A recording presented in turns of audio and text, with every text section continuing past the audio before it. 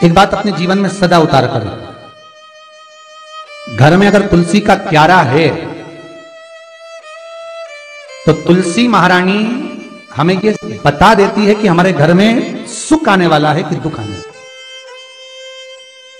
जैसे शनि अपना प्रकोप दे रहा है या शनि उतर रहा है, ये किसी से पूछने की जरूरत नहीं पड़ती, अपने आप मालूम पड़ता है। कैसे? शनि कथा अगर आपने सुनी हो तो उसमें व्याख्यान आता है शनि कथा में, पांव की चप्पल बार बार टूट रही हो, कमर से नीचे जो वस्त्र पहने हो वो फट रहे हो, कहीं पजामा है, धोती है, आदि वस्त्र हैं, कपड़े हैं, वो अपने आप फट, आज के जमाने में तो फटे फटाए पहनते हैं लोग, फैशन उसकी गारंटी नहीं है, उसका हम वर्णन नहीं कर रहा। हम जब पहनते हम समझ जाते हैं इसको शनि तो ऑलरेडी लगा ही हुआ। जब उनका घुटना घुटनी सब फटा हुआ दिखता है तो उसमें लग जाता है कि शनि पहले से लग गया बापड़ा, उनके पहने से तो मालूम पड़े।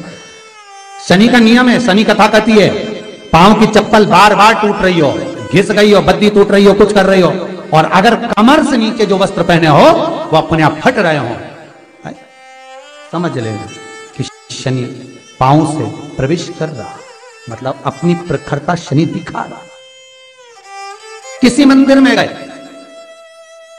महाराज और वहां जाने पर चप्पल चली गई तो समझ लेना शनि की कुदृष्टि अब पड़ना बंद होना चालू हो गया।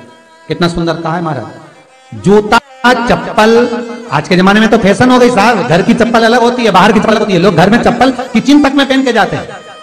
अरे पानी ले जाओ सीओर से,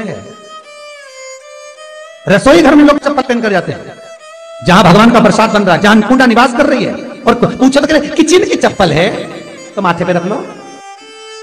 तुम अपनी मां को जरूर देखना है एक बार, वो बूढ़ी मां कितनी बार किचन में चप्पल पहन कर गई, मुझे जरूर फोन कर बताना। बूढ़ी मां रसोई घर में आज भी बिना चप्पल के जाती है, और बहुओं की कहीं एड़ी नहीं फट जाए, ठंड नहीं बैठ जाए, इसलिए ये रसोई घर तक में चप्पल पहन कर जाती है। सूर्य नारायण की कथा पढ़ना, शनि महाराज की कथा पढ़ना, और गरुड़ पुराण की कथा पढ़ना, जिन जिन कथाओं का हम व्याख्यान करें उसको पढ़ना जरूर हो। क्या लिखा है?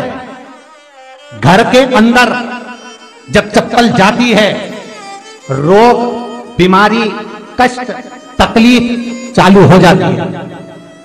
तुमने चप्पल क्यों पहनी? ठंड नहीं बैठ जाए, रोग नहीं बैठ जाए। घर के अंदर उतना बढ़ गया, एक कालीन बिछा दो, एक दरी बिछा दो, मोटा आसन बिछा दो, जिस पर तुम चल लो। जरूरी है, कई कई लोगों को हमने ये भी देखा कि कालीन पर भी चप्पल पहन के चलते,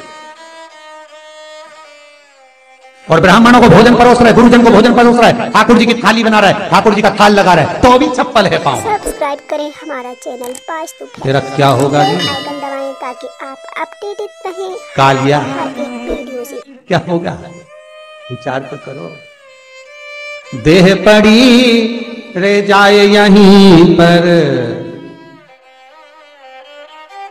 फिर कुंडल और नगीना क्या हरि नाम नहीं तो जीना। हमारे हर एक वीडियो से। अभी भी सुधर जाओ रे, अभी भी सुधर जाओ, नहीं सुधरो तो सिधर जाओ रे, या तो सुधरो नहीं तो सिधरो, थोड़ा सुधरो। रसोई घर में अन्नपूर्णा रहती है, रसोई घर में शिव महापुराण की कथा कहती है जब भगवान शंकर को मां जगत जननी भोजन करा रही थी, शंकर जी ने वर मांगा था अन्नपूर्णा। ए अन्नपूर्णे, तुम मेरे घर के बच्चों का भरण पोषण कर रही है, इस मृत्यु लोक में जितने मनुष्य जन्म लेते हैं ये मेरे पुत्र कहलाते हैं। तो अन्नपूर्णा ने कहा चिंता मत करना भोलेनाथ, जिस ग्रह पर एक स्त्री, बेटी, कन्या या घर की बहू या बूढ़ी मां भोजन बनाएगी, उस जगह पर मैं अन्नपूर्णा उसके शरीर में प्रवेश करूंगी।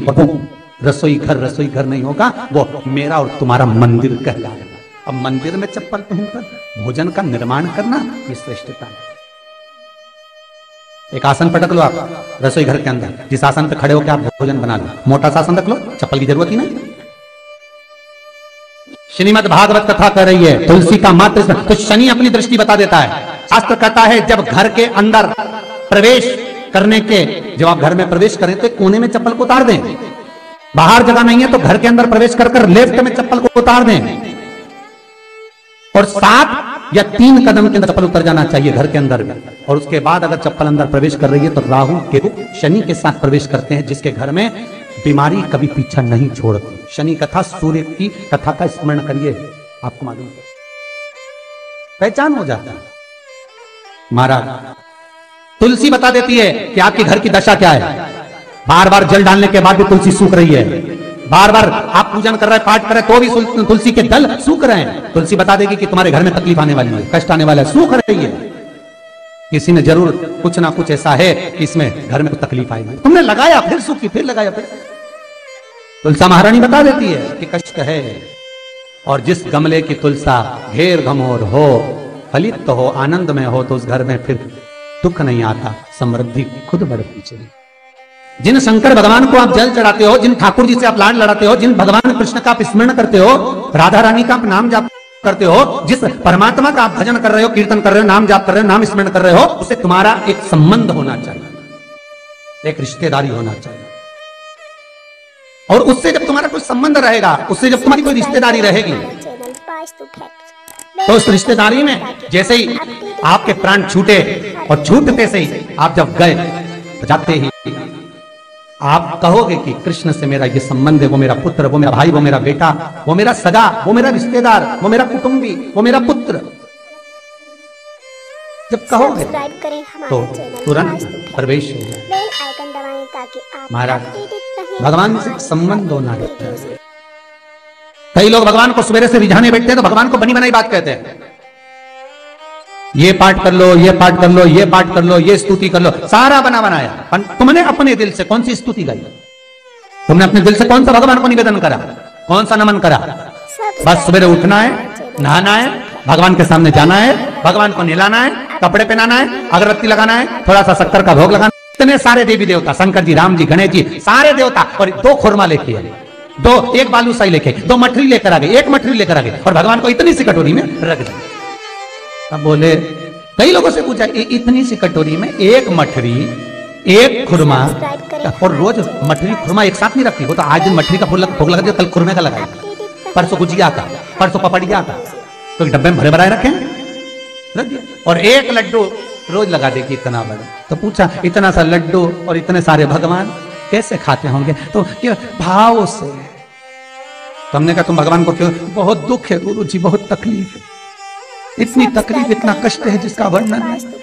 इतना बड़ा परिवार, इतना सा पैसा आता है घर में, कहां रहे? तो मैंने कहा, भगवान भी भाव से, जैसे तुम भाव से इतने सारे देवता को इतना सा लड्डू देते हो, भगवान भी तुम्हारे इतने बड़े परिवार में इतना सा धन देता है, भाव से। निर्मल मन सो मोहि पावै, जैसा करोगे वैसा भरोगे। और इतनी चतुर माताएं, भोग भी लगाएगी, घंटी भी हिलाएगी, जल भी छोड़ेगी, और तुरंत लड्डू उठा के बच्चों को भी बांट देगी। 5 मिनट नहीं खाने दे भगवान को, 5 मिनट। अच्छा, शंकर जी सोच रहे थे कि पहले गणेश जी खा ले, इसके बाद मैं ले लूंगा।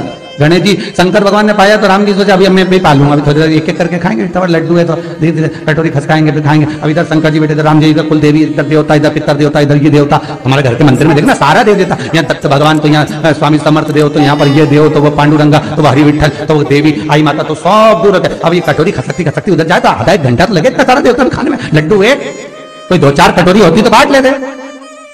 अब 1 लड्डू इतना सारा देवता में जाने में तो 2 समय तो लगेगा, और मालूम पड़े सब इंतजार में, लड्डू के इंतजार में बैठे।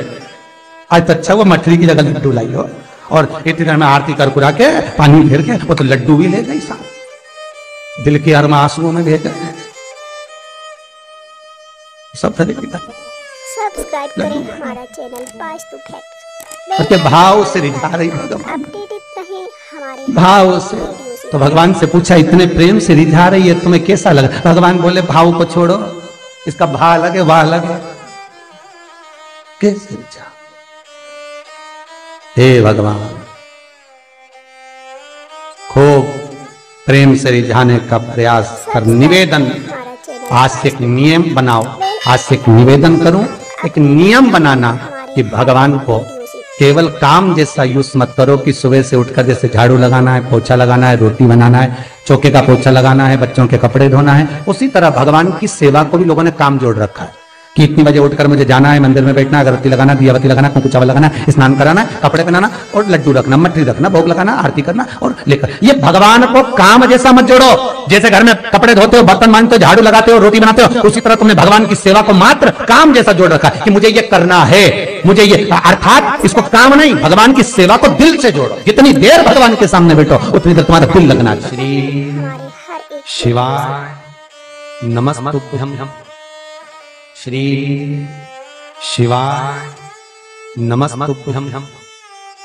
श्री शिवाय नमस्तुभ्यं।